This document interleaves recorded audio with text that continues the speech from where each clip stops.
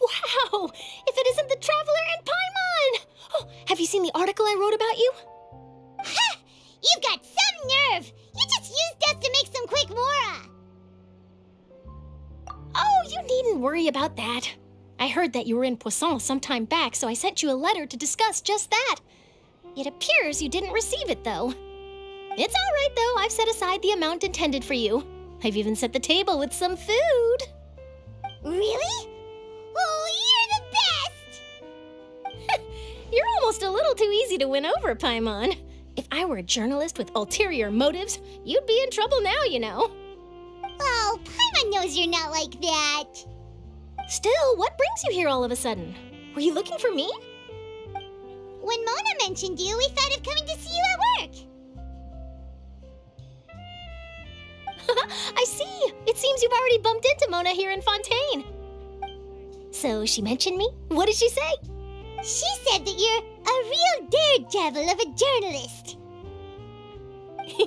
Nice. In which case, can this daredevil journalist dare to request an exclusive interview with the legendary Traveler and Paimon? Huh? So your article in the paper today doesn't count? Oh, of course it doesn't. That was more like live photography. What I'd like to do is dive deeper and ask you to talk about the things you've seen and experienced. Yeah, are we even qualified enough? Why not? If I say you're worth an interview, then you're worth it. But not right now, of course. I'll need a few days to prepare.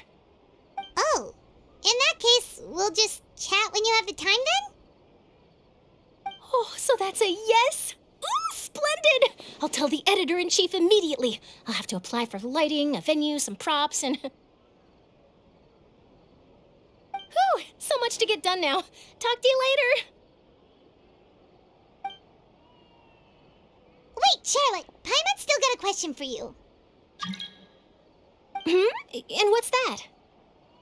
If, just for example, Fontaine were to be flooded tomorrow, what would you do today? Huh, that's the prophecy you're talking about, isn't it? I mean, I do hear about it often, but I've never once thought that the day could be tomorrow. If you're seriously asking, then I might try and think of a way to leave Fontaine. Oh, but I'm still a journalist first and foremost. That means I have a duty to be reporting from the scene. And secondly, I wouldn't forsake my homeland that easily. From what I've seen, most people don't know what they'd do should the worst come to pass. In truth, it might be better just to behave like normal rather than worry over such an end. So in all likelihood, I'd probably still be prepping at the office for that interview of ours. I know what you're thinking. That sounds a bit sad, but I've always believed that it's best to do what you enjoy.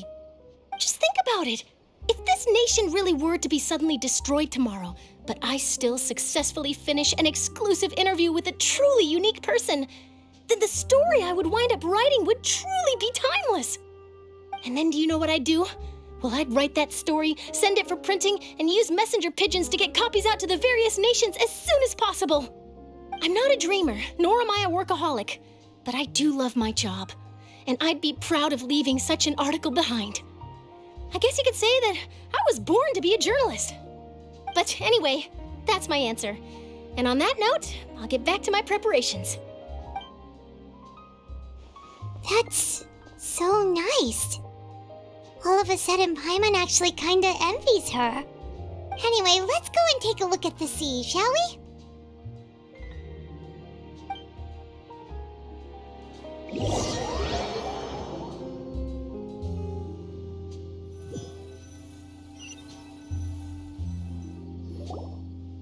The sea breeze and scenery can be a pretty soothing combo, huh? Paimon's been thinking. If it wasn't Fontaine, but all of Tevat that would be destroyed tomorrow, where would we go and what would we do? No, Paimon should ask, if you could choose, what would you like to do?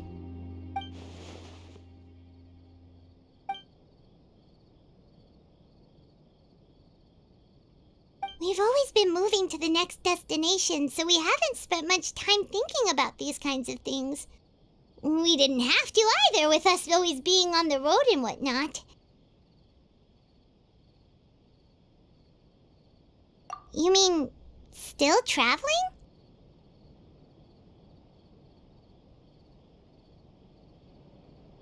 Huh. Wait, isn't that what we've always been doing?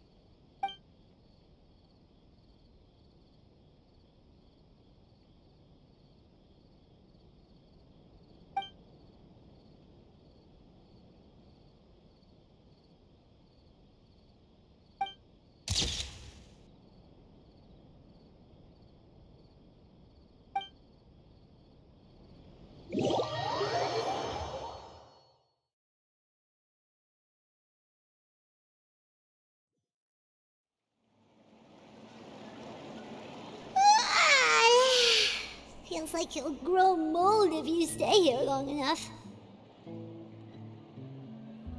But it's still better than the Fortress of Mirapede, that's for sure. It's not only damp there, but salty too. Ah, so the two of you are still here. Wonderful.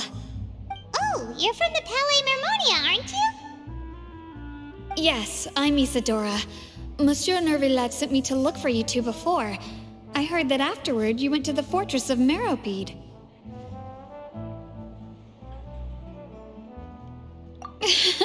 Not at all. I'm well aware that you're friends of his. Actually, I'm here to pass along a message from him. Yes, inside the Opera House. The Maréchaussée Phantom has declared the incident a small-scale riot. A riot? Well, that said, I don't personally think it was that serious. Lady Farina was watching a performance at the Opera House, and while she was resting during an intermission, some other audience members suddenly started harassing her, loudly accusing her of doing nothing about the prophecy crisis. And before she could respond, others started to join in. The crowd continued to grow, and protests against the Hydro Archon started to break out. So people have started to put the blame on Farina. Guess they finally found an outlet for the pressure they've been under due to the prophecy. I agree. People will naturally rely on gods, as is customary. But the moment people feel threatened, gods are also the first to be blamed. So what happened after that? Is Farina okay? Seeing that the situation was spiraling out of control and that further argument was pointless, she claimed that she'd gotten tired of this and left in a hurry. The Maréchaussée Phantom had their hands full maintaining order and did not catch where Lady Farina had gone. Only when things had stabilized did we realize that she had gone missing. So, you mean she's still missing? That's right. The Maréchaussée has dispatched many people to search for her, but we don't have any leads yet. That said, I don't think there's much to worry about. She is a god after all. Even if she were to fall into the hands of rioters, what could ordinary people do to her? Good. Monsieur Nervillet sent me to tell you about the situation, but he didn't say anything else. Don't worry, this is more than enough to go on. Thanks for keeping us informed. Ah, is that so? Well, all right then. In that case, you two take care. I'll be heading back to the Palais now.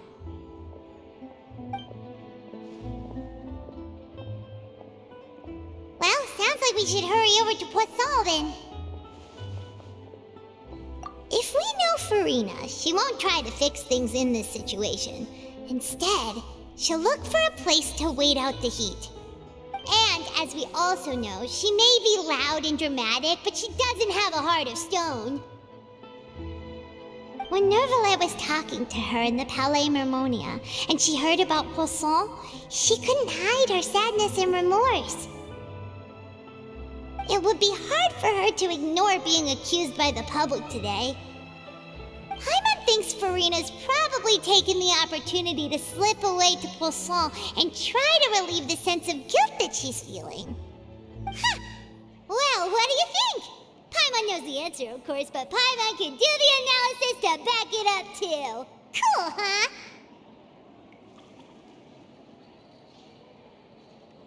In that case, there's not a moment to lose.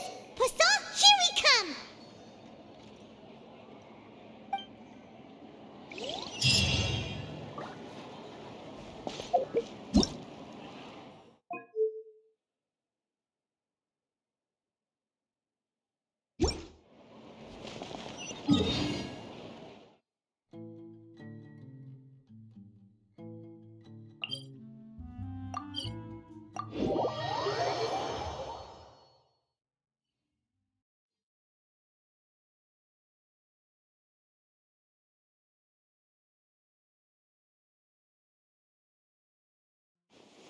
This place looks deserted.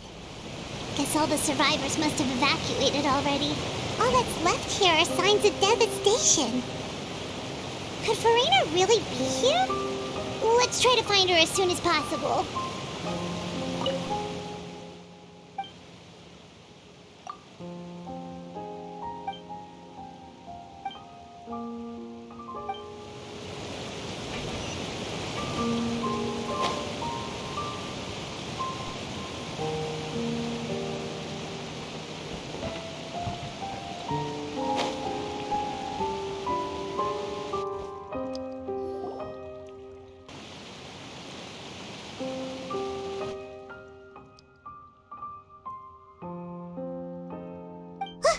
That's Farina, right over there. She really is here all on her own.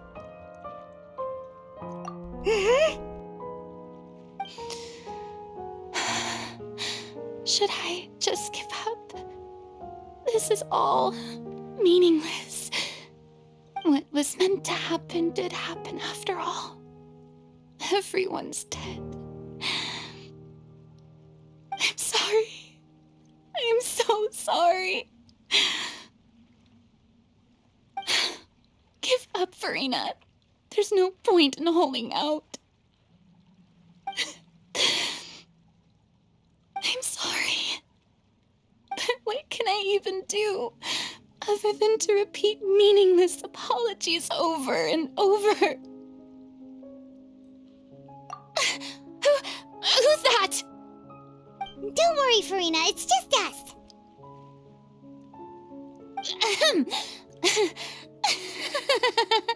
So it is you, blonde traveler from another land.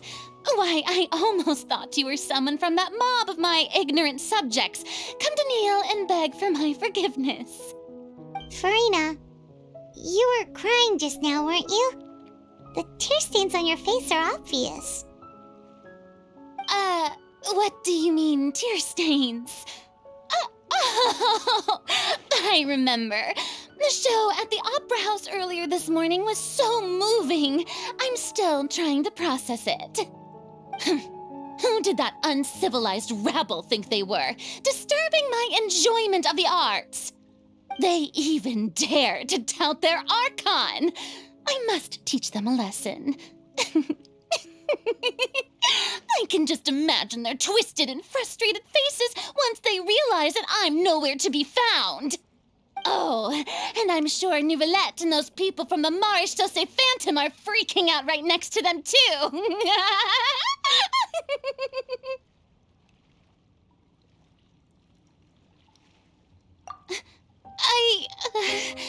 Of course not. Hey, there she is! The Hydro Archon's over there! Quick, after her! Farina, those people seem to be after you. They are? They're just some rabid fans who want to cut the line because they haven't been able to meet me in person, aren't they? That's against the rules. I can't let them get their way. Farina just ran off. Quick, we have to catch up with her.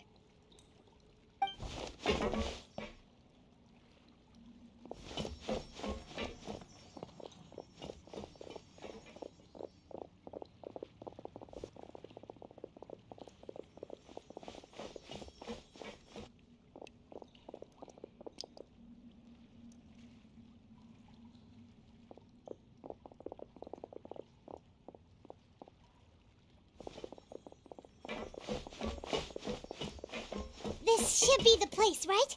Hey, Farina! There's a good hiding spot over here. Quick, come to Paimon before the rest of them catch up to you. What is this place? Hurry, they're almost here. Fine. I suppose haste is warranted. Lead the way.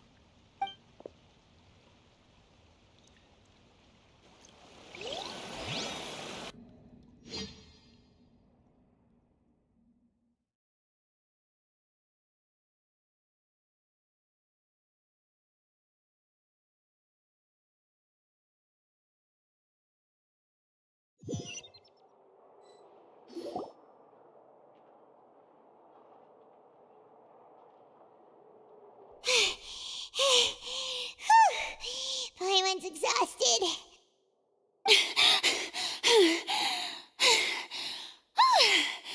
I'm so tired. I totally thought they had caught me. No, I mean, I merely gave in to the sheer enthusiasm they displayed.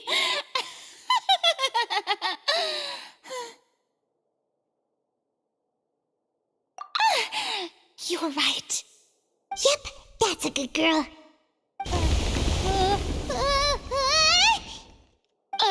What's happening? The ground's shaking. Is it an earthquake? Yeah, a quake of this kind preceded the flooding in Poisson, didn't it?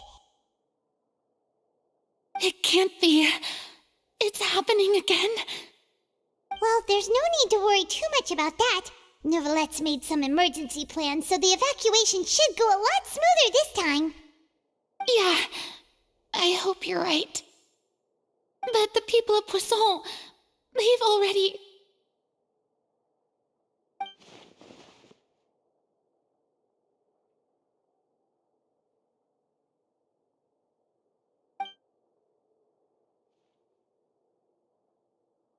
It's true. I've been investigating the prophecy for hundreds of years. I once had informants all over Tevat, searching for clues and feeding information back to me. I've tried all kinds of ways, too, to hold back the sea. Anything to keep the coastline from advancing. But all my efforts proved to be futile in the end. Really, the truth has been clear to me for a very long time. We cannot make an enemy of the divine. No matter what we do, the will of the heavenly principles will have its way, and the prophecy shall be fulfilled.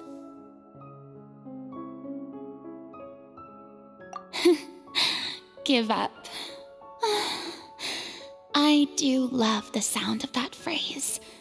It would mean finally coming to terms with fate, but also for me to finally be free. Indeed, I've thought about giving up so many times, especially after we almost lost Poisson. Fate is really unreasonable, isn't it? It has no heart and obeys no rules. The prophecy has only just started to come true, and so many people have already lost their lives. But just now, it all became clear to me. I still don't have the right to come to terms with fate on behalf of everyone else. As long as the final moment hasn't come, it's still not too late. Don't worry. I will keep hope alive for everyone until the very end. Well, that's enough for now. I got the impulse to play the stricken maiden, but honestly, considering my rank and station, that wasn't a good fit at all. Don't take any of what I just said seriously. How could I possibly let Fontaine fall to the whims of trivial prophecy? Come on! Paimon could have sworn you were actually being honest just now.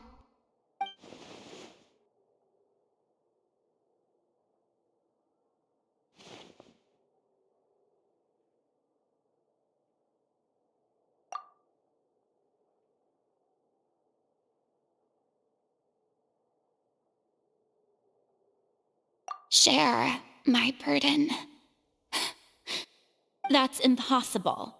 It was fated right from the start that this would be my duty alone.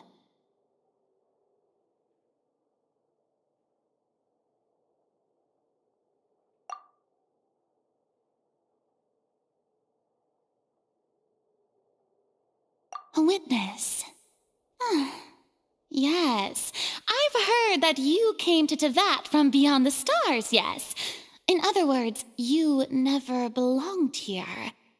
And if Tevat is, in its entirety, a show on a stage, then you're just a spectator, aren't you? If that's the case...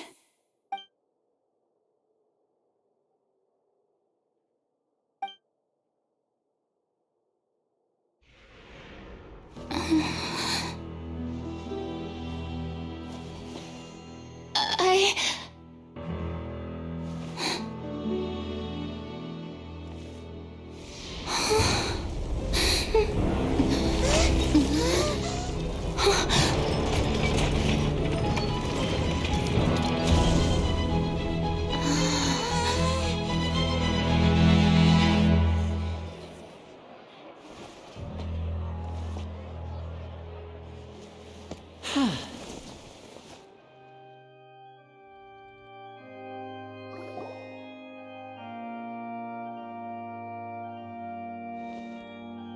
Ladies and gentlemen, this concludes my opening performance. Now, without further ado, we may proceed to the trial of our god. So, this is what it is. Yes, you deserve praise for the effort you took to raise the dramatic stakes. Do not forget, however, that I am Fosalor, the god of justice, the embodiment of justice itself. Does it not strike you as even the least bit absurd to bring the very concept of justice to trial? May I interpret these words as your refusal to stand trial? In that case, you will have the opportunity to defend your honor through a duel. You would draw your blade against a god? I see. It seems like you have made up your mind.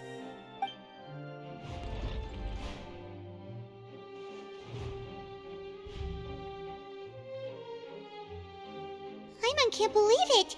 She just surrendered. What the heck is going on? Did I just see an Archon surrender to a human? Wow, how utterly humiliating.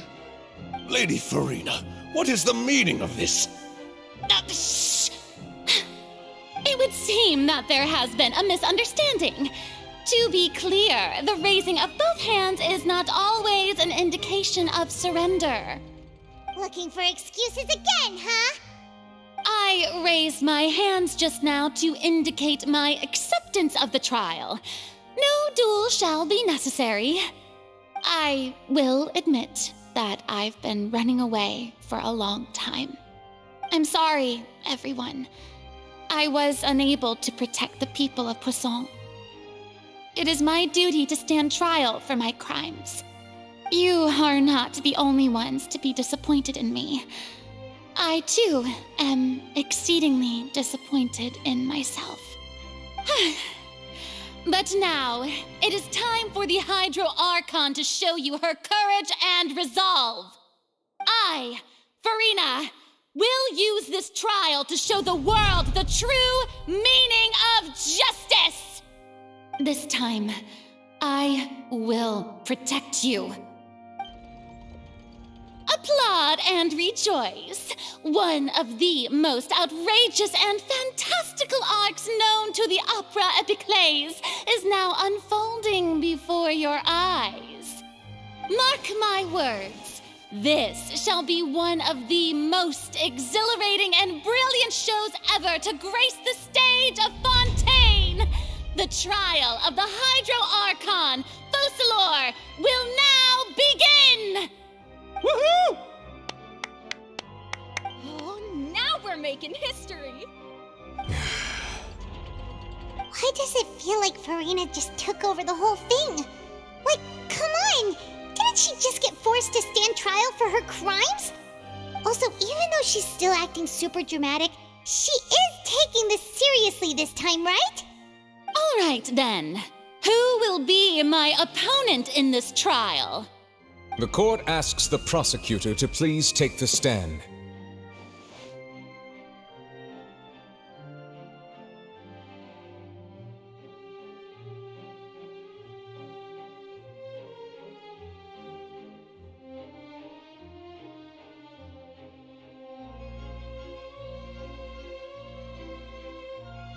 Is that so? Very well. Then please speak, witness of Tivat, my accuser and fated opponent.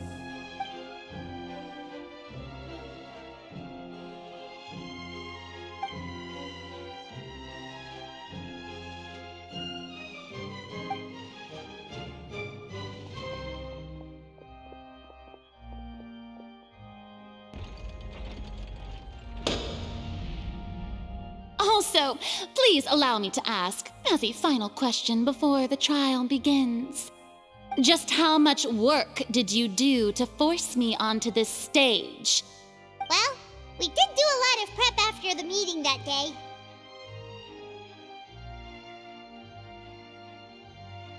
I can go over the tasks assigned to the Spina di Rosula, since they were rather straightforward and easy. Navia, the president of the Spina di Rosula. Most of the people who participated in the disturbance this morning were my subordinates. They changed into plain clothes and came to the Opera House as regular audience members, waiting for the perfect opportunity to incite insurrection against you. The people's resentment against their Archon has been building as more and more of the prophecy is fulfilled. A spark was all we needed to turn smoldering anger into a flame. Moreover, according to our understanding and analysis of you, when something like that occurred, you would likely flee the scene and head to Poisson by yourself. So, we arranged for a second group to lie in wait there. So, you mean, the ones who scoured the settlement for me were also from the Spina? And their goal was to force you to step into the giant magic box so you may personally participate in the greatest magic performance in all of Fontanian history. That's right. That house was a magic box, rather than someone's residence. As the super ultimate version of the setup that I used when I first performed at the Opera Epiclese, the volume of the box was increased by a whole order of magnitude, and the distance it traversed was the entire gap between Poisson and Aranias. Its cargo, of course, was an Archon instead of a human. My thanks, Farina. Without your help, we could never have pulled off such an extraordinary performance. You're welcome? Of course, this performance was only made possible with Father's support. The House of the Hearth spent a massive amount of labor in Mora to pull this off. We had to select a location, construct the giant magic box, dig a tunnel, and open up a path through the water. It was a lot of work for all of us. So, in other words, the earthquake that we felt within the giant magic box was just a normal tremor from the transportation of the whole house? That's right. It wasn't a sign of another disaster to come.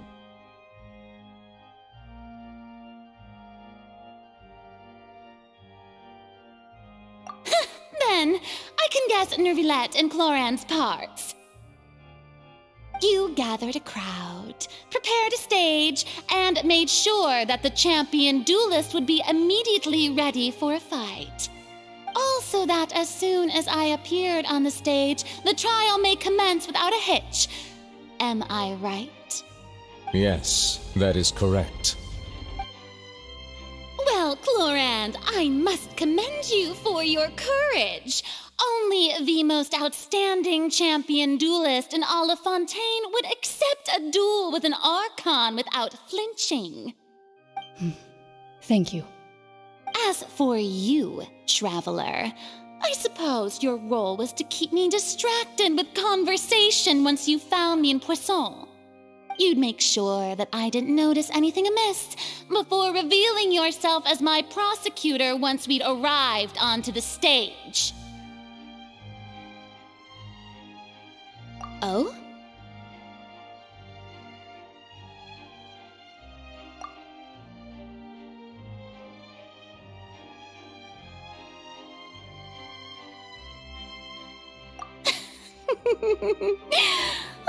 Is that so?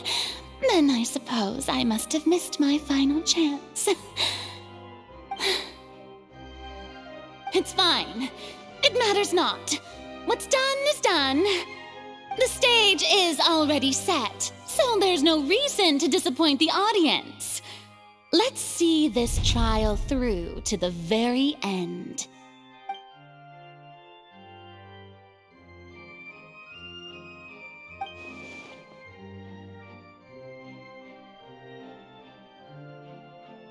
Madam Prosecutor, please allow me to pass this along. This is a document that Miss Charlotte applied for and received permission to share with you during the trial. According to her, it should speed up the proceedings. Huh? Charlotte wanted to give us something? Oh, so she's here too! Hey, Charlotte! Oh, let Paimon see.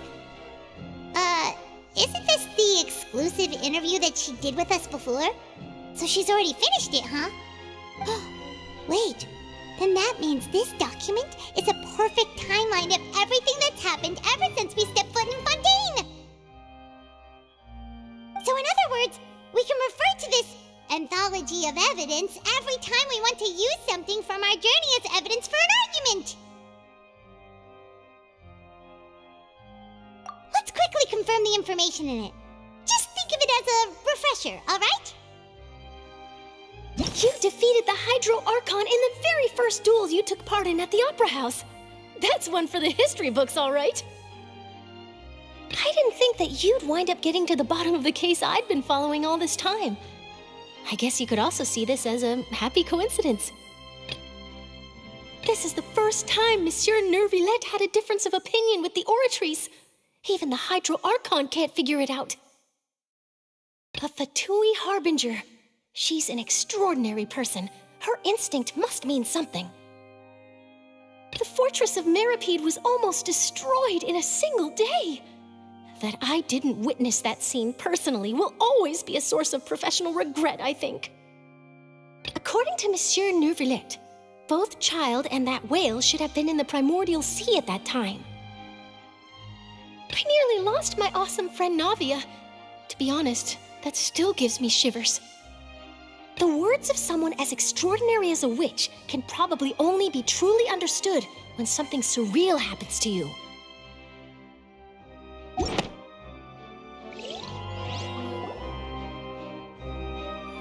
The prosecution and the defense are both in position. The trial shall now begin.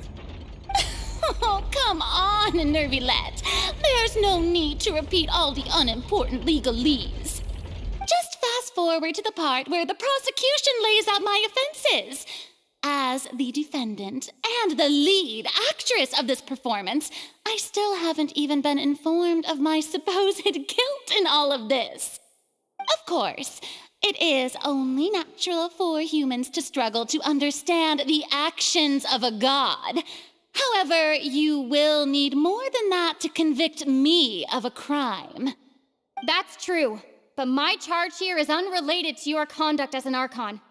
Instead, I would like to charge you as a fraud who's never been the Archon in the first place. Wait, what was that? Lady Farina's a fraud? Hey, I came here thinking that we were going to try the Hydro Archon for forsaking her duty, but did I hear that right? She's not our Archon at all? Charge accepted. Lady Farina, do you plead guilty to the charge?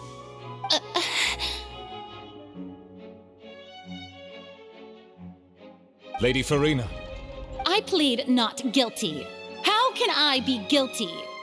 There is no way that I, Focalor, otherwise known as Farina de Fontaine, a member of the Seven and the Regina of all waters, kindreds, peoples, and laws of Fontaine, could be anything other than your true Archon. Yeah. Even though Lady Farina can be rather eccentric, isn't it going too far to doubt her very identity? Yeah, I've never questioned her identity either.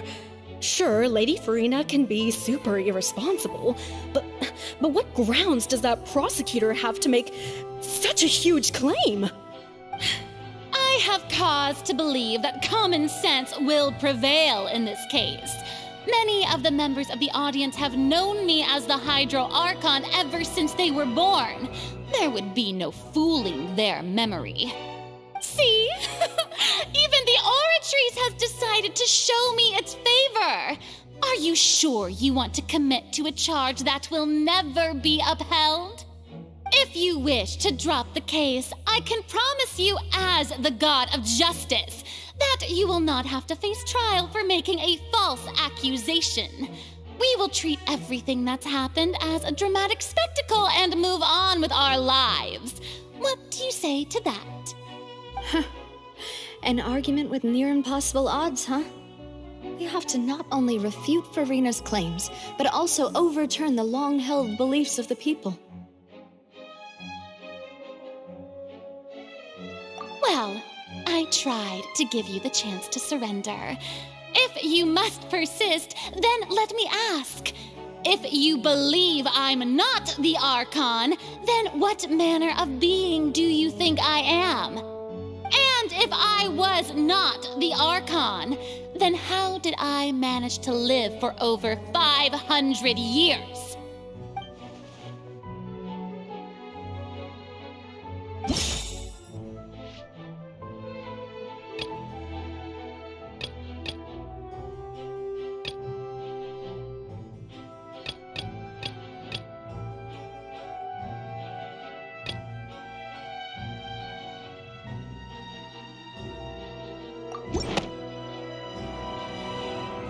First of all, you may be a member of another long-lived race, which would allow you to naturally possess an extended lifespan.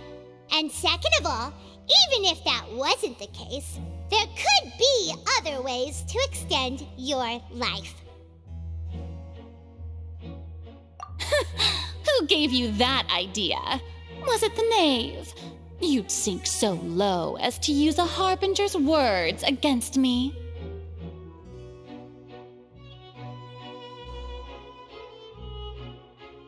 A curse? I once thought it possible that the aura of an Archon might naturally resemble a type of curse.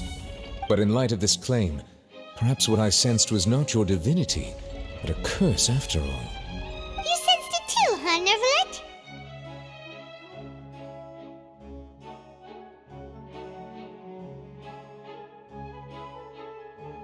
Lady Farina is actually a human? Well, it is true that it's extremely difficult to tell humans and gods apart just by looking at them. It's not impossible.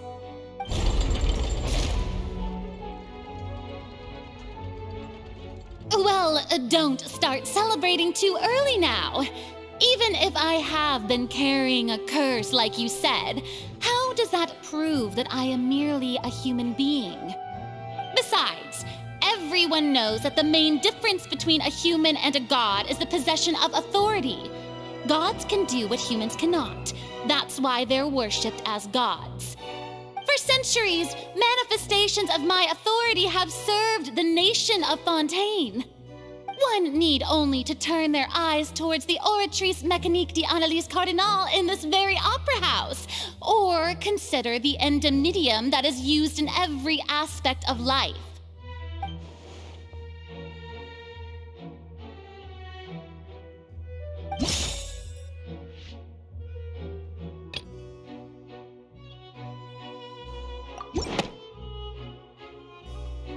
You tried to reference the Oratrice, but weren't you as confused as all the rest of us when the Oratrice declared Child to be guilty without any proof? Otherwise, you should have come up with a good explanation for that by now. Didn't I make myself clear at the time?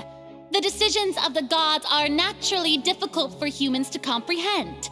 There is no need to provide an explanation. Lady Farina, I believe a reminder of your current circumstances is in order. While the court is in session, the principles of justice and the law must come before all else. While you are an Archon, you are also first and foremost the defendant in this trial. You will prove yourself unable to defend against the prosecution's charges if you continue to withhold vital information against the rules of the court. I never thought you'd use that kind of rhetoric against me. That was no trick of rhetoric, Lady Farina. I've merely reiterated the rules of the court. Rules that all should respect and follow. So, you neither knew why Child was declared guilty, nor did you understand the structure and operations of the Oratrice. Instead of having been created by you, the manifestations of authority you mentioned have been made by the real Hydro Archon, haven't they? The real Hydro Archon? Well, now you're really losing me. It is true that I did not know why the Oratrice gave out a guilty verdict that day. But the Oratrice handed out that verdict unilaterally, and it has been operating independently ever since it was first created. You can't argue that just because a divine creation is flawed, that the god behind it must also be no god at all. She's still throwing out all kinds of excuses. Seems like she's confident that we won't be able to produce proof that she has no power over the Oratrice.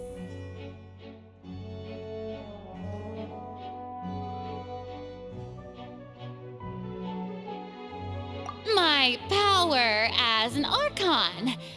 There are many ordinary citizens in the audience. How can I just carelessly demonstrate the formidable power of an Archon? If that poses a concern, I'm prepared to extend my protection to the audience. You don't need to go that far.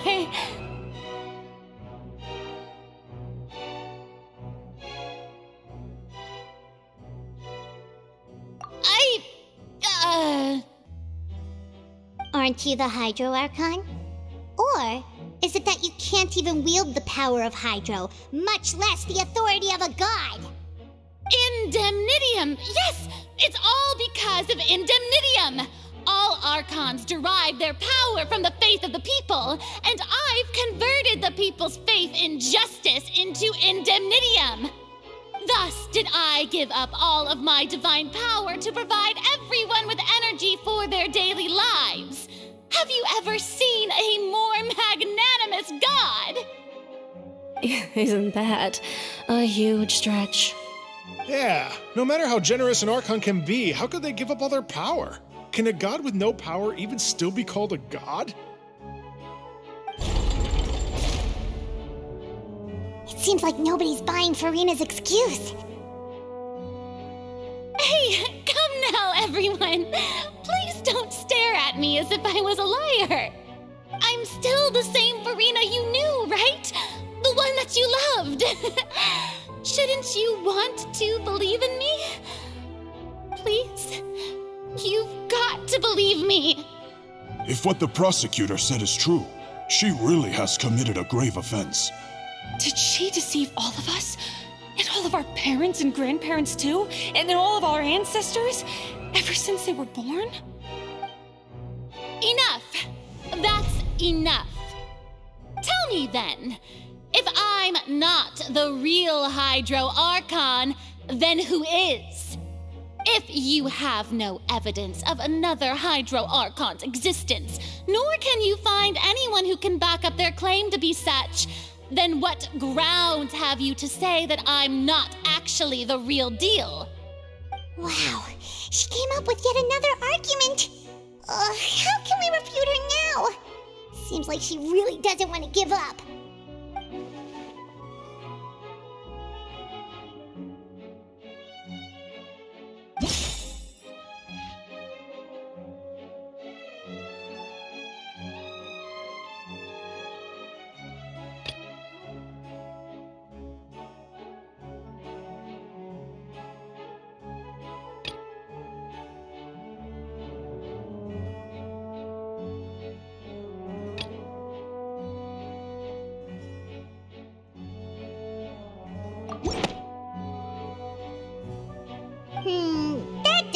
Archon, right? Paimon doesn't think this clue can be used as compelling evidence to build our case.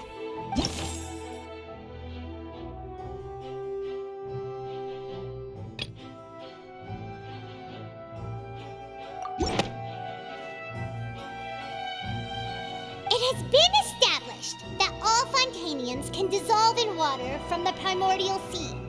And that means... Since you insist on claiming to be a god and not a human, then there's a method that you can use right here and now to eliminate all suspicions of you being the latter. Miss Navia, please apply to serve as a temporary attorney for the prosecution before addressing the court. Though you act in partnership with the prosecutor, you must still adhere to proper procedure. Super sorry, Monsieur Chief Justice. I swear this really will be the last time that I'll speak out of turn. Now, I've brought some seawater from Poisson. As everyone knows, a massive flood struck the area not long ago, taking many lives, including those of some of my closest friends.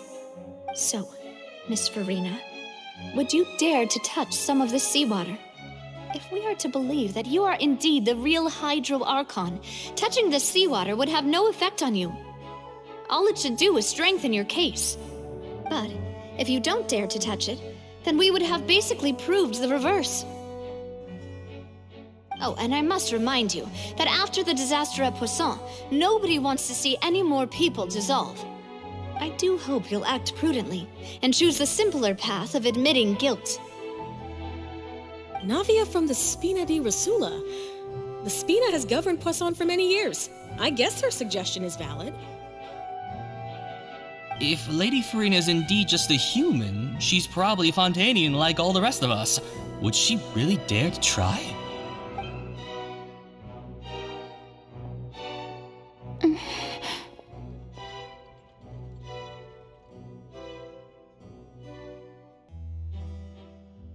Lady Farina, this test has been unilaterally proposed by the prosecution. As it falls outside the realm of standard court proceedings, you possess the right to decline participation. Well, of course he had to tell her that. But refusing to participate is basically the same as a confession of guilt. She's just staring at the water without saying a single word. It really does seem like she's quite terrified of it. That could only mean... What's going on? Is she really planning to... That's not what we thought she would... Due to the inherent risk of the test, Lady Farina, you may... What? Hey!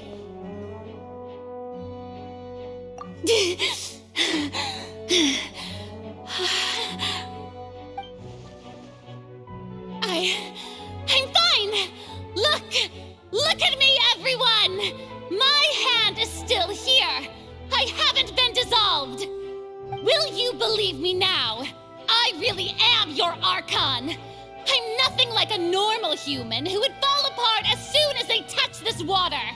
Really? Was this not the most obvious thing in the world? Miss Siegewin? If you're present, Miss Siegewin, please come forward and attend to the defendant. Siegewin? Don't be nervous. It'll just take a few seconds. Let me see. That should be enough. Please announce the results of your evaluation to the court, Miss Siegewin. As everyone doubtlessly saw, Miss Farina was displaying symptoms of hyperventilation and flushed skin. These indicate that she was experiencing the adverse effects of exposure to primordial seawater. The extent to which she was affected is the same as other humans when exposed to primordial seawater of a similar concentration. Thank you, Miss Siegewin. Lady Farina, you may return to the defendant's stand. Oh, wait. What did she just say? I didn't get dissolved! Shouldn't that be enough to prove my innocence? Well, considering your tendency to run from your problems, we did originally prepare a direct sample of the seawater around Poisson. However, after extensive discussion, we exchanged it for a sample that is not concentrated enough to dissolve an actual human. After all, on the off chance that something entirely unexpected might occur, we don't want anyone else to lose their life to the sea. Yeah, so out of regard for Farina's life, you secured a low-concentration sample and asked the head nurse to serve as an expert witness. It's a great thing that the direct sample wasn't actually used. Farina could have... I can't believe you...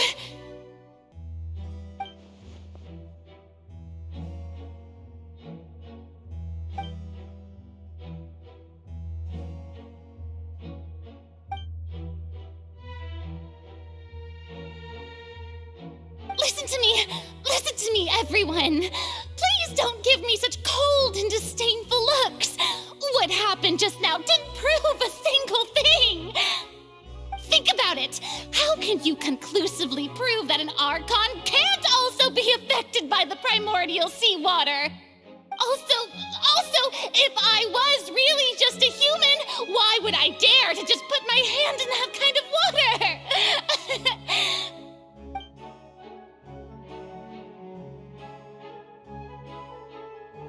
Please, anyone, just listen to me. I swear, I really am your Archon.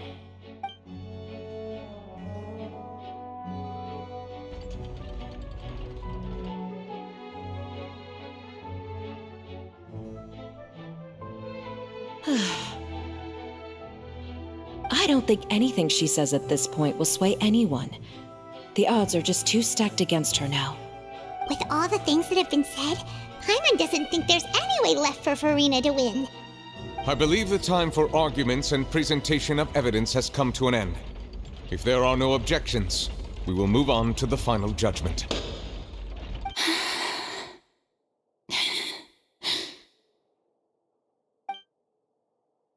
I don't think anything she says at this point will sway anyone. Just too stacked against her now.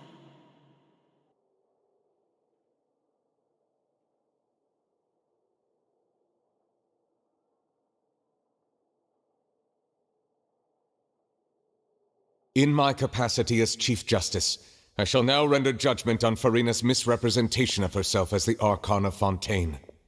As a human who knowingly deceived her fellow citizens, Farina is... guilty.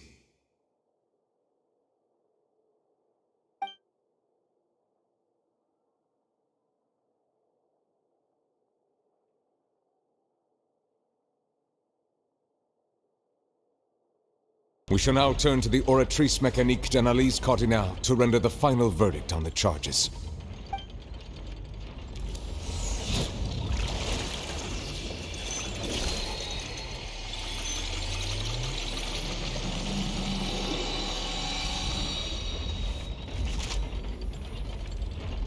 According to the judgment of the Oratrice Mécanique d'Analyse Cardinale, Farina is... Well, what's wrong? What's the Oratrice's verdict? No, the Oratrice also displays a guilty verdict. Isn't that correct then? However, the exact wording of the verdict is thus. The Hydro Archon, guilty, to be punished via the death sentence. The death sentence? That's actually one of the available sentences? I've always thought that it was just a myth. The one and only time the death sentence has been handed out at the court, and it's been given to the very person we've worshipped as the god of justice? What an unexpected twist. Farina's been sentenced to death by the Oratrice? We just wanted to use the trial to show her the seriousness of things so she'd tell us the truth. How did things escalate this quickly? This outcome is indeed quite strange. According to Fontaine's current definitions of justice, as well as its recommendations for criminal sentences, is this sentence really appropriate for the crimes that have been committed? Yeah! Even Fache wasn't sentenced to death by the Oratrice. You know, the real evil mastermind behind the serial disappearances case.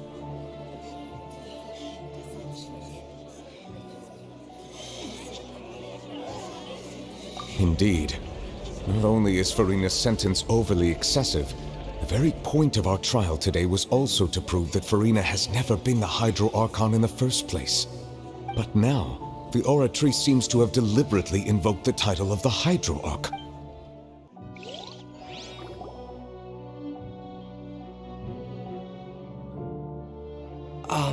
Excuse me, if I may interrupt. Is the trial still going? Fremine! You finally made it. I assume this means you've completed your mission? Mm-hmm. Any mission Father assigns to me will always be top priority.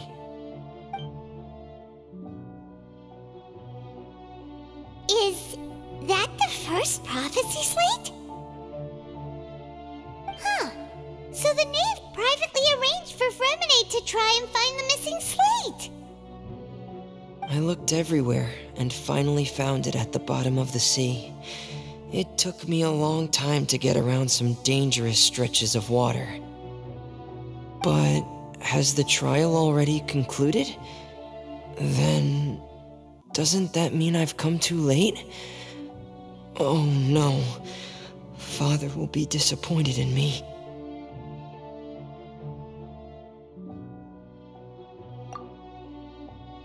Thank you for your hard work, Mr. Fremine. Please allow me to review the record left on the slate.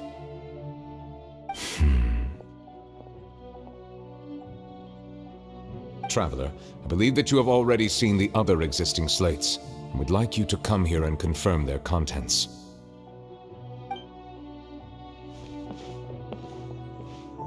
Huh? So what do you see? What is it?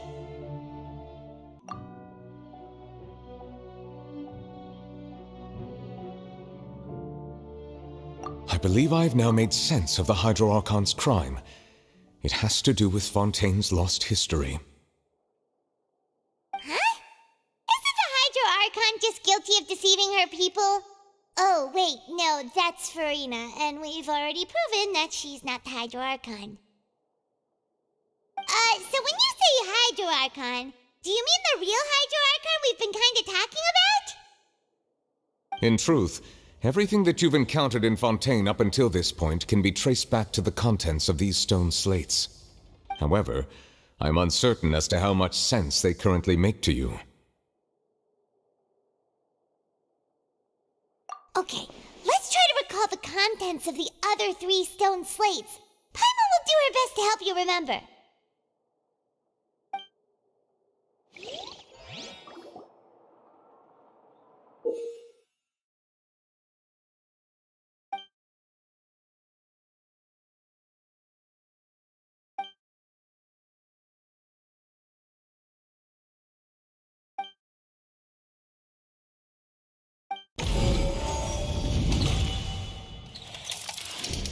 The first stone slate describes what you just said.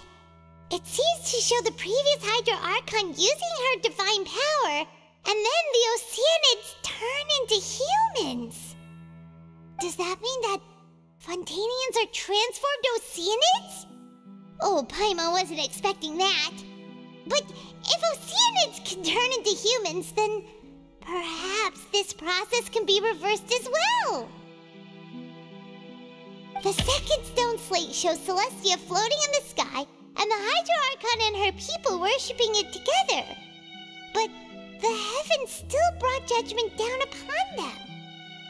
This must be the point when the Hydro Archon and the Fontainians were branded with their original sin. Does this mean that the original sin and the Hydro Archon sin are the same thing? The third slate shows the Hydro Archon sinking into the sea surrounded by many people. That reminds Paimon, didn't we also watch that happen to someone else? Well, the fourth slate is the prophecy the Fontainians have been talking about. People dissolving into the sea, the Hydro Archon crying on her throne, and so on. We didn't believe that such a crazy disaster could happen at first, did we? But after that incident, it was just a question of when and not if.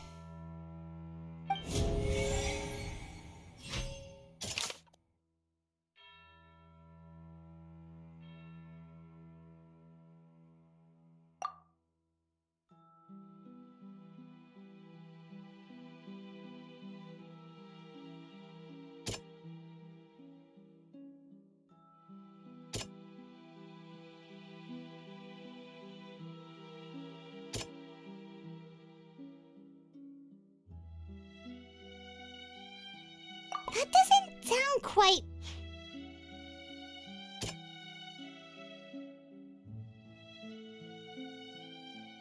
That doesn't sound...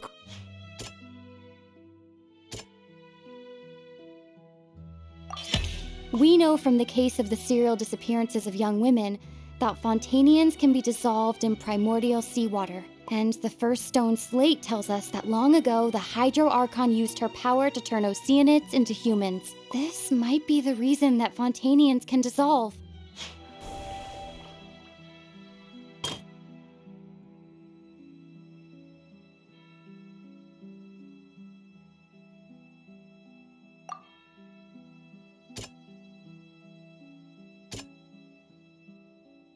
That doesn't sound... That doesn't sound...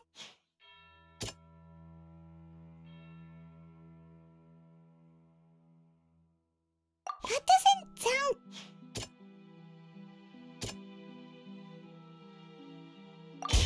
Perhaps what is about to take place has all happened before. The true sin of the Hydro Archon that Nervilette mentioned, and the original sin cast down on the people of Fontaine by Celestia, as recorded on the stone slates.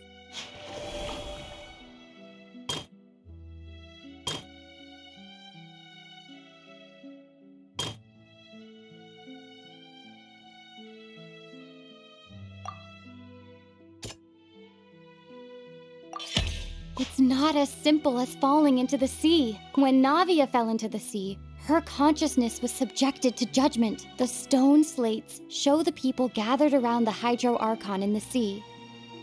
Could that be alluding to the same thing?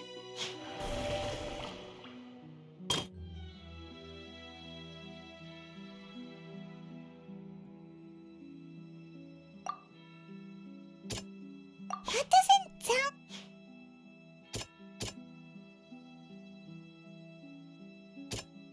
That doesn't sound... The prophecy from the stone slates found its way into society, but not many people believed it at first. The fortress of Meropide was nearly flooded with primordial seawater, which we know can cause Fontanians to dissolve. It seems increasingly likely that the prophecy may come true. If we hadn't dealt with it in time, things could have gone very badly. They'll dissolve into the primordial sea but won't cease to exist. Their essence will flow in the seawater, converge, and take the form of an Oceanid.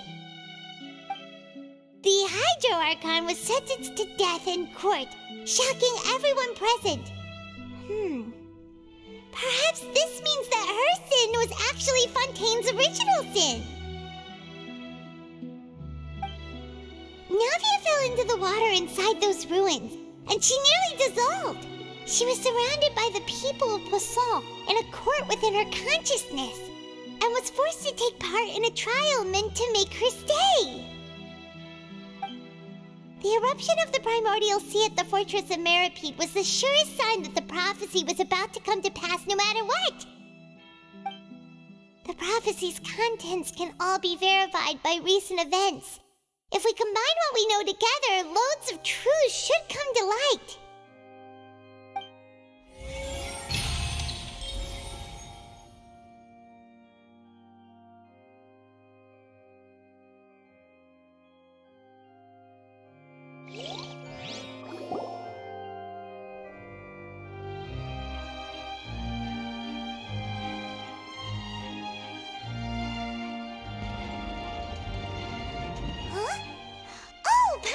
It now, so that's how you can make sense of it. But then it feels like we're going to have to share some truly shocking revelations. Let's hear them. Incredible! Linny, did you hear that? We're not real humans. All Fontanians were originally created by the late previous Hydro Archon, with Oceanids as their basis. The evidence for that can be found in how only Fontanians could dissolve in primordial seawater, and how all the girls Vacher dissolved were also turned into Oceanids. Oh, and according to Navia, when she was about to get dissolved, she also saw everyone gathered around for a trial. All of them in the shape of Oceanids. Indeed.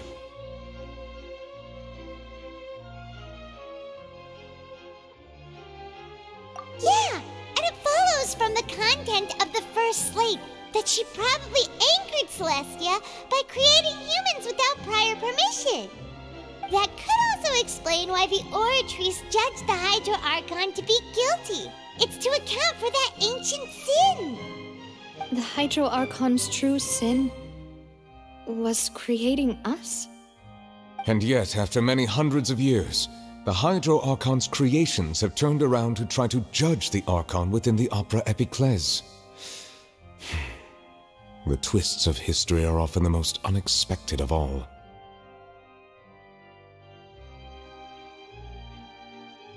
Yeah, isn't the image here just like when Navia fell into the sea? So wouldn't it be trying to show the image of the Hydro Archon also falling into the sea once the prophecy has been fulfilled in the fourth slate?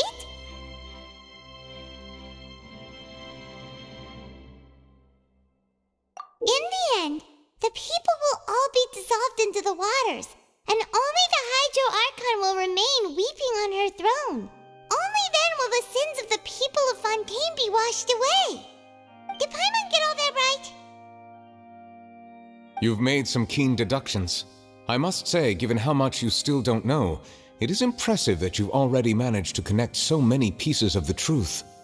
However, while you were able to decode all the information on the slates, they've also been etched with an additional layer of hidden information using a different power source. When we were at the ruins, I tried to decipher the hidden information recorded in the slates. But since we only had 3 slates at the time, I was unable to come to a full conclusion. Now that the slate collection is complete, I shall make another attempt to decipher the narrative recorded within. If everything goes well, we should finally be informed of the unadulterated truth.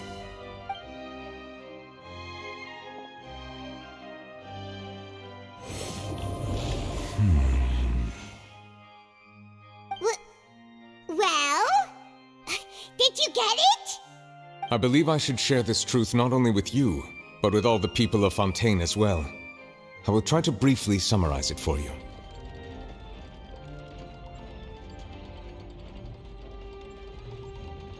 Your hypotheses regarding the origin of Fontainians and the sin of the Hydro Archon were both correct. In the Fontaine of old, the previous Hydro Archon sensed the yearning of her Oceanid familiars for life on land.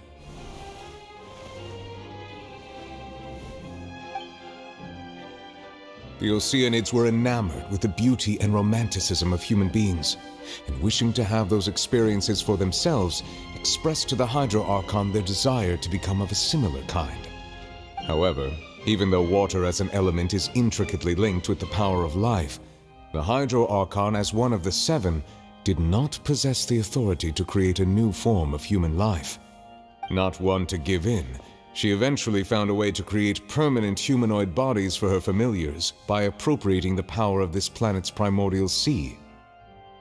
She poured primordial seawater into the Oceanids' blood vessels, creating humanoid mimics in the process. But if Fontainians were to ever come into direct contact with water from the primordial sea, the power within their bodies would escape these artificial restraints and return to the sea. As a result, their forms would collapse, and they would be reverted to their original forms as Oceanids. Of course, the Hydro Archon never received permission from the heavenly principles to create a new human race. And thus, the Hydro Archon and all of her creations came to shoulder the original sin of appropriating the power of the primordial sea. That is the true history of how the people of Fontaine first came into being. So we were all Oceanids before we turned into human beings? That's way too much information for me. I think I'm just going to pretend that I never heard a single thing. Wait, but if that's the truth, we can't let the Hydro Archon be sentenced to death. After all, her only sin was creating us. This really might be too much information for your regular Fontainian, but it does answer a lot of our questions. Alas, your hypothesis regarding the third and fourth stone slates was inaccurate. The slates' respective positions are, in fact, correct.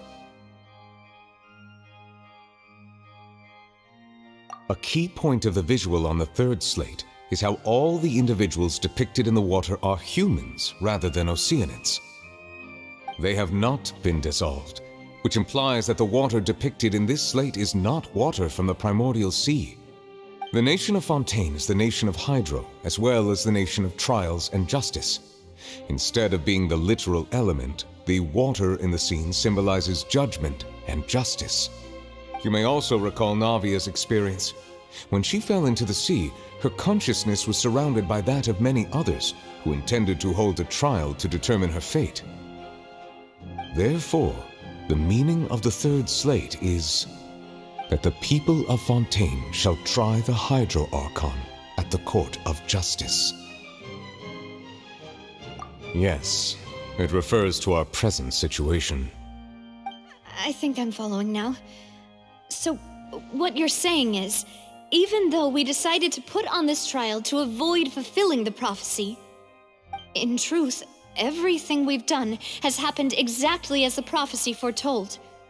So now, it seems, we're the ones making sure it comes true. What should we do?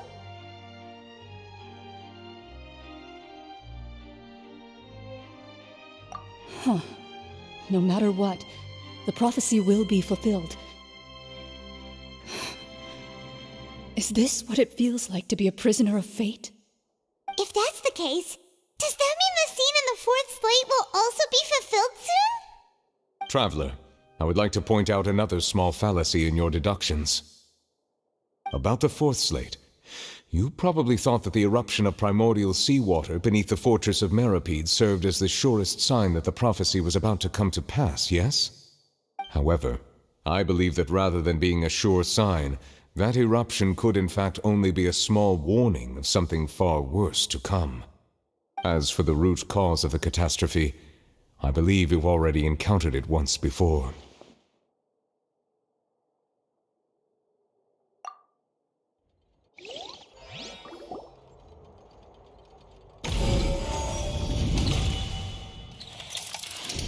This eruption was just a small warning of the things to come. We must find the root cause of the disaster.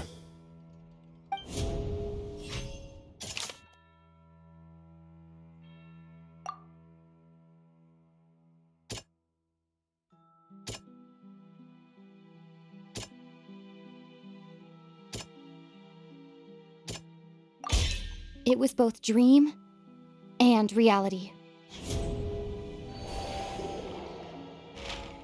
If we're talking about a true culprit, that could only be that thing inside the primordial sea, right?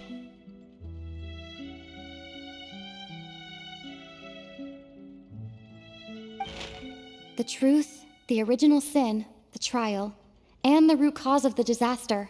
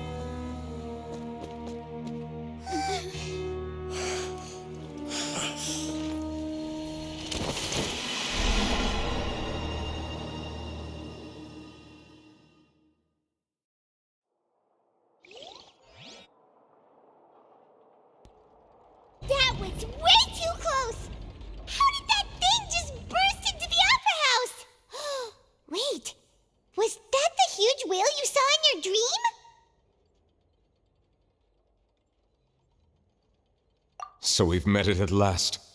I understand very well why it has chosen to make an appearance here. That whale does not belong to Tevat. It is a monster that has traversed the stars, weeping all the while. It has been greedily consuming the energy from the planet's primordial sea, using it to grow. That is the main cause for the rising sea levels. And once it has finished consuming all of the energy contained within the sea, its next step will be... You said that when the Hydro Archon first created Fontanians out of Oceanids, she filled their blood vessels with primordial seawater. Precisely. That whale finds the blood of Fontanians nigh impossible to resist. Therefore, when it left the primordial sea, it decided to make its next stop a packed opera house full of food. Food in the form of Fontanians. We just barely managed to push it back, right? In that case, won't it come back to target the people again once it's managed to recover its strength? That is correct. Indeed, it is more accurate to say that we should thank that Harbinger for buying us some time. Without him, the whale would have likely come onto land far sooner. From the way he looked, he must have been fighting the creature for quite a long time. That battle maniac. We've always known that he had a special connection with that whale, but we definitely didn't expect it to help us out like this. Anyway, now that we know that this whale is the actual cause of the disaster recorded in the prophecy, all we need to do to stop the prophecy would be to find a way to beat it up, right? It is too late. It had already absorbed too much of the primordial sea's energy before we could notice it. At this point, it has become practically integrated with the sea itself. Even if the entirety of Tevat were to be destroyed, it could still survive and swim off towards some other world. That's not something I will accept. We've already done everything we can, and we even found the true culprit. We've come so far. You can't just tell me that the last hurdle is some impossible foe. That's just not fair. Indeed, that's not how a grand performance should end. I'll fight it to the end, no matter what. So the prophecy will be fulfilled no matter what, huh?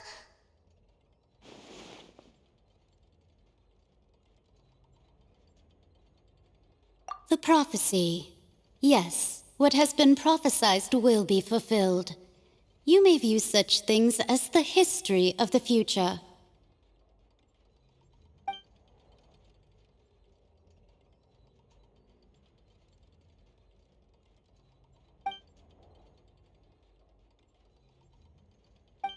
Just as prophecies are usually only the future as seen from the perspectives of the gods, could things be happening in hidden corners where the gods' gaze does not fall?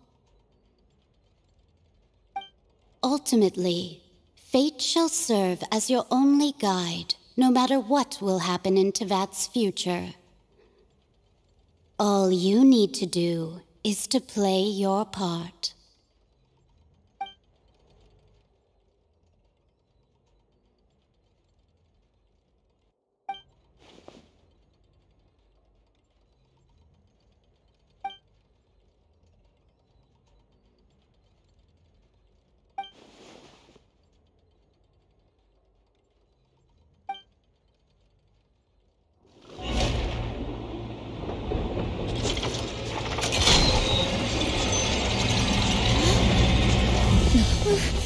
What's happening with the oratories?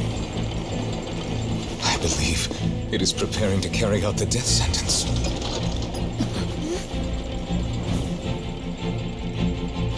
Farina!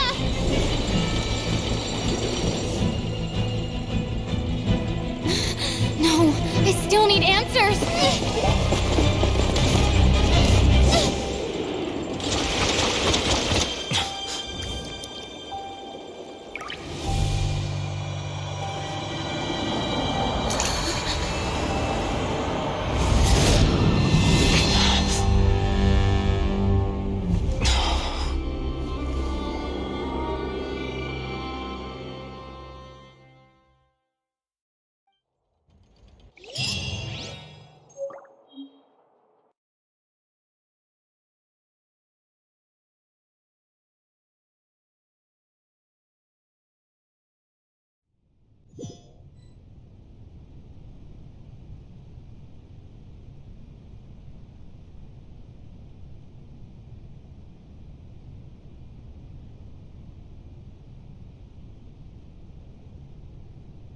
You.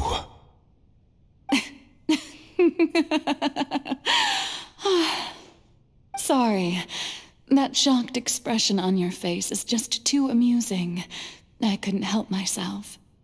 You are not Farina. Who are you? The sweet sound of bewilderment.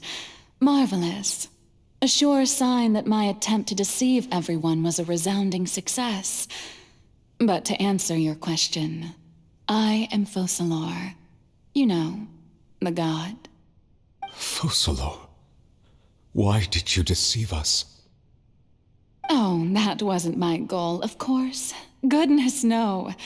But I had to fool everyone else too, if I was to stand any chance of deceiving the heavenly principles. Deceiving the heavenly principles? It's all because of that pernicious prophecy. Dreadful, wasn't it? Everyone doomed to dissolve. Fontaine condemned to be flooded. One was not amused. In fact, one was positively bemused when that problem was thrust upon me by my dearest predecessor. That's the former Hydro Archon Egeria, for the uninitiated.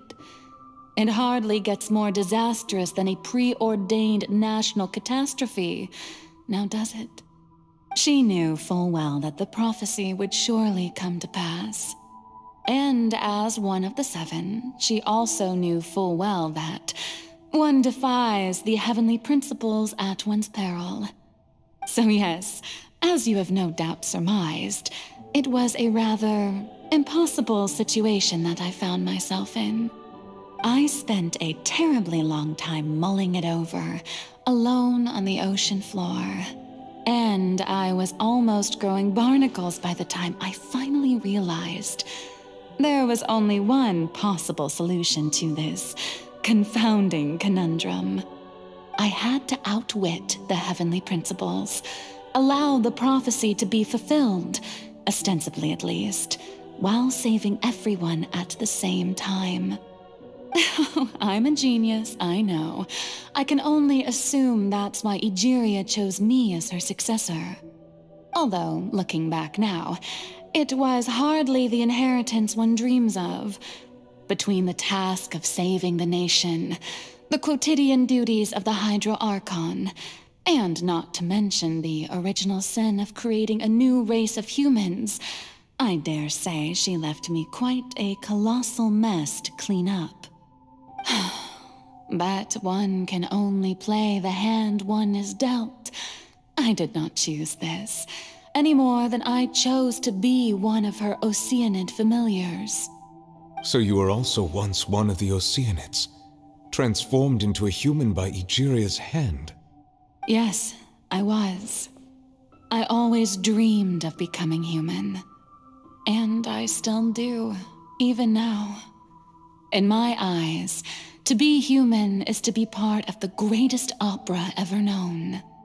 After becoming a god, I separated my divinity from my body and spirit, leaving behind only a self that was as naive and bewildered as my past self on her first day as a human being.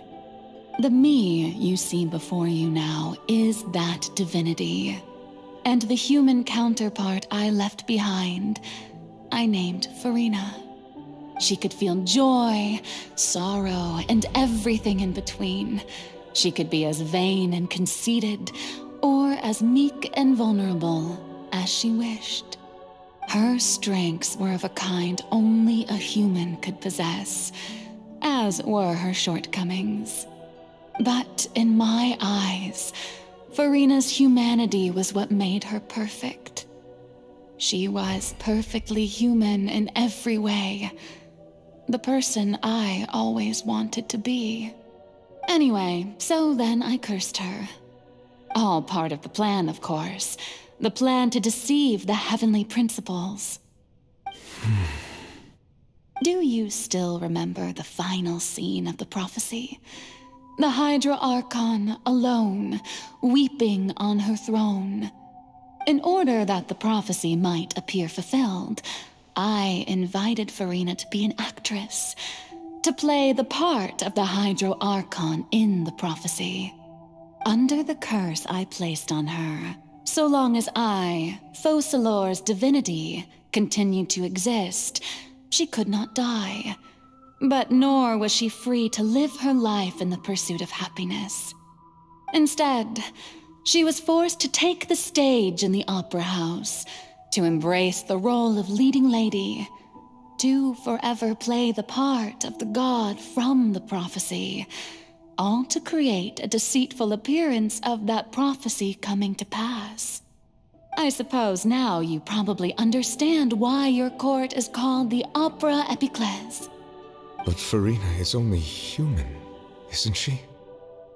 Even though she has had a long life, her mind is no stronger than that of any other ordinary human being.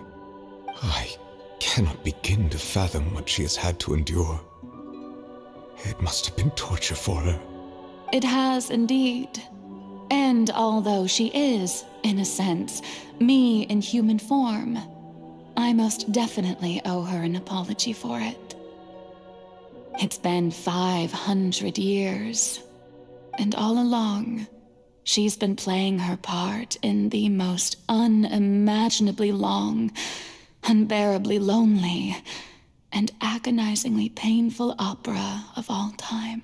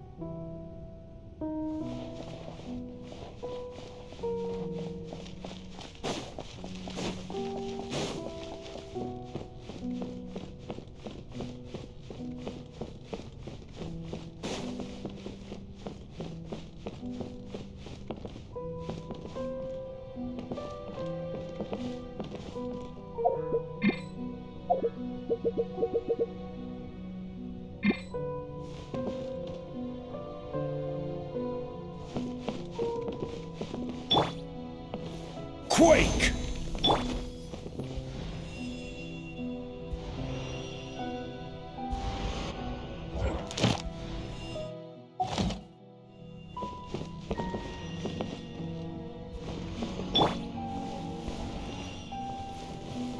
Rise!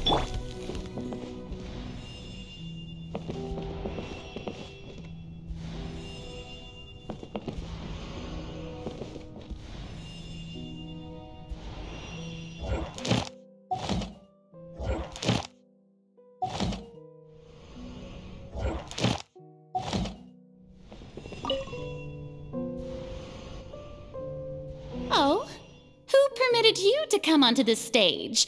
Now, I understand your admiration for my august self, but I must ask you to keep to the rules.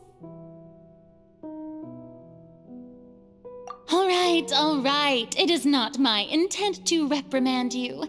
There is no need to state your name. Just be off with you. Do not distract me from my performance. Oh, do not jest. Can you not feel it? I am Focalor. The eyes of countless Fontanians are upon me. I must, at all times, display the utmost elegance and nobility.